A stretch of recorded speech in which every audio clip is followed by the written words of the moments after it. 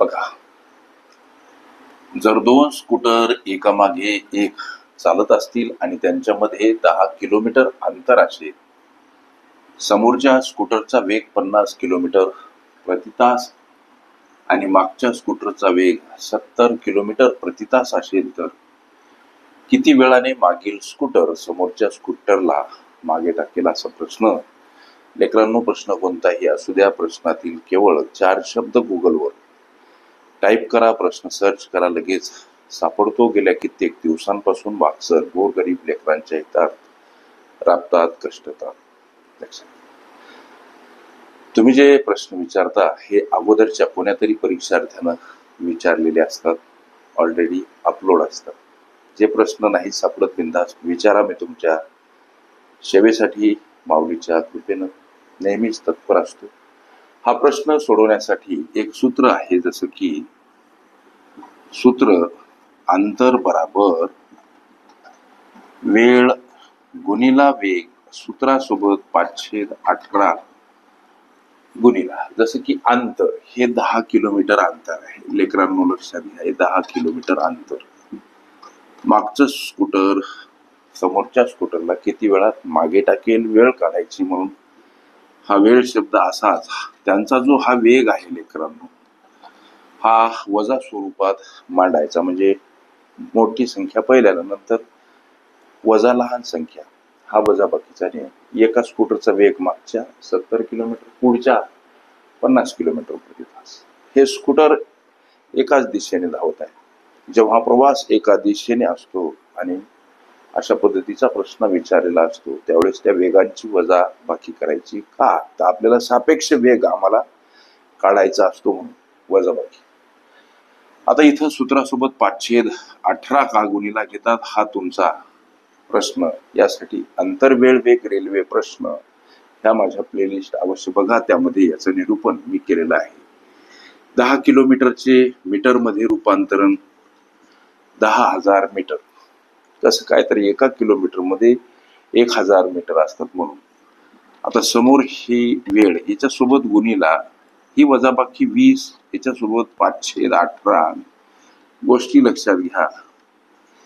हे 10,000 असे, याच्यासोबत हे 18 गुणिला मांडा, छेदस्थानी हे 20 आणि 5 लक्षात घ्या. हे 20 एकटे नाहीत, याच्या छेदस्थानी 1 आहे. कोणतीच संख्या, कोणतंच पद हे एकटं नसते, त्याच्या छेदस्थानी 1 हा असतोच. बनतात 2 अपूर्णांक. 20 आणि 5 झाले अंश. म्हणून संख्या परस्पर विरुद्ध बाजूने जाताना अंशस्थानी असेल, छेदस्थानी मांडावी लागते. हे झाले अंश. आणि 18 आणि 1, 18 1 18 हा झाला छेद. छेद परस्पर विरुद्ध बाजूने जाताना अंशस्थानी मांडावा लागतो. ह्या काही क्लुप्त्या गणितीय गुणधर्म पक्के लक्षात ठेवा. लेकरांना इथं पहिली गोष्ट तर 5 दोन्ही 10 असा भाग द्या. हे 1 2 3 0 या 2 वर मांडा. आता 20 1 20 उरले 2 0, हे 1 वर टाकून द्या. म्हणजे 100 सोबत गुणिला 18 हा वेळ. हा गुणाकार 1800, मात्र हे उत्तर सेकंदामध्ये आलं.